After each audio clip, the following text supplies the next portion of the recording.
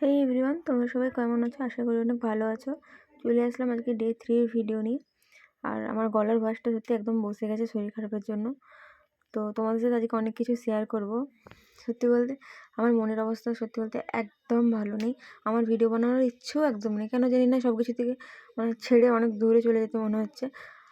আশা করি তোমরা এখন জেনে গেছো যে এসএসসির রেজাল্ট বেরিয়ে গেছে। রেজাল্ট না, সরি, অ্যান্সার কি পাবলিশ হয়ে গেছে। তো সেটা থেকে সবার র স্কোরটা বোঝা যায়। এরপর নর্মালাইজেশন হয়ে হয়তো ওই 5-6 বাড়তে পারে, শিফট দেখে, যে হার্ড শিফট ছিল না মডারেট ছিল, এবার সেই অনুযায়ী বাড়বে। তো সেই মতো আমিও দেখলাম আমার অ্যান্সার কীরকম হয়েছে। জানতাম আমার অ্যান্সার খুব একটা ভালো হবে না, কিন্তু কেন জানি না মন তো কথা শোনে না। সত্যি বলতে আরও একটা প্রিপারেশান, আরও ভালো করে প্রিপারেশান নিতে হবে, আরও একটা বছর কাটতে হবে, আরও কত ঝামেলা, জীবনে কত অশান্তি আসবে, এইসব ভেবে সত্যি মন খারাপ লাগছে। কিন্তু তাও আমি মনে করি যে আমাকে আবার শুরু করতে হবে। আমি শুরু করবো আবার নতুন করে প্রথম থেকে। আর এই যে শুরু করেছি, ডে 3 আসলো, এবার আমি প্রত্যেকটা দিন মন দিয়ে পড়বো, ভালো করে পড়বো। 10 ঘন্টা কেন, দরকার পড়লে আমি সারা দিন পড়বো। কিন্তু এই রেজাল্টের জন্য আমি আশা করে থাকিনি যে এতটা খারাপ হয়ে যাবে।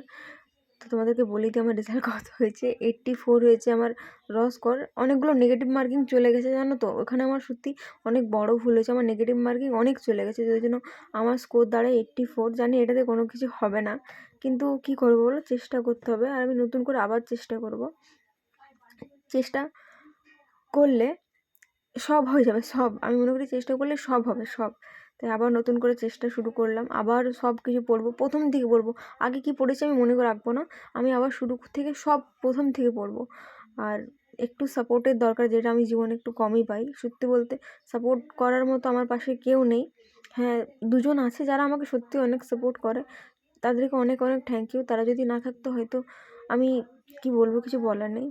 চলো আজকে আমি কি পড়বো তোমাদেরকে দেখাবো। প্রথমে না আমি অঙ্ক করে নিলাম, আর তোমাদেরকে আমি আজকে না ভিডিও শেষে দেখিয়ে দেবো আমি আমার এসএসসির যে এসএসসি প্রিপারেশনের, এসএসসির জন্য যেইগুলো লাগে আর কি, যে ম্যাথের সিলেবাসগুলো লাগে, আমি আজকে তোমাদেরকে দিয়ে দেবো।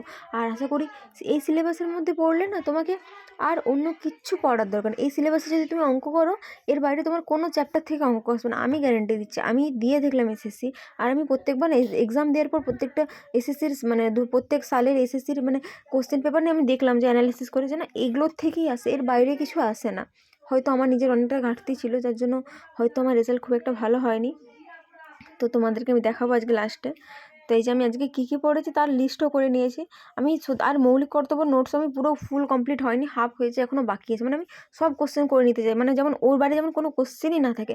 আমি এমনভাবে পড়তে চাই যাতে, এমনভাবে জিকে টপিকও পড়তে যাই যাতে বলে না জিকে মহাসাগর, জিকের কোনো শেষ নেই। আমি চাইছি জিকেটাও শেষ করতে, আমি এইভাবে পড়তে চাই। ওই জন্য যেই টপিকগুলো আছে সেগুলো সব তোমাদের সাথে শেয়ার করবো আমি।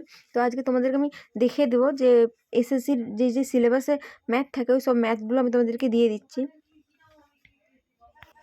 এই যে এটা হলো সিলেবাস, এর বাইরে কিচ্ছু আসে না। এই যে এখানে rate of preparation, percentage, profit loss, discount, দেখো এখানে যা যা লেখা আছে এটাই ফাইনাল সিলেবাস। এর বাইরে একটা ম্যাথের কোনো সিলেবাস নেই। এটা পড়লে তুমি 18 কমন পেয়ে যাবে। এই 2D 3Dও আছে, তোমরা দেখে নিতে। দেখা হচ্ছে পরের ভিডিওতে।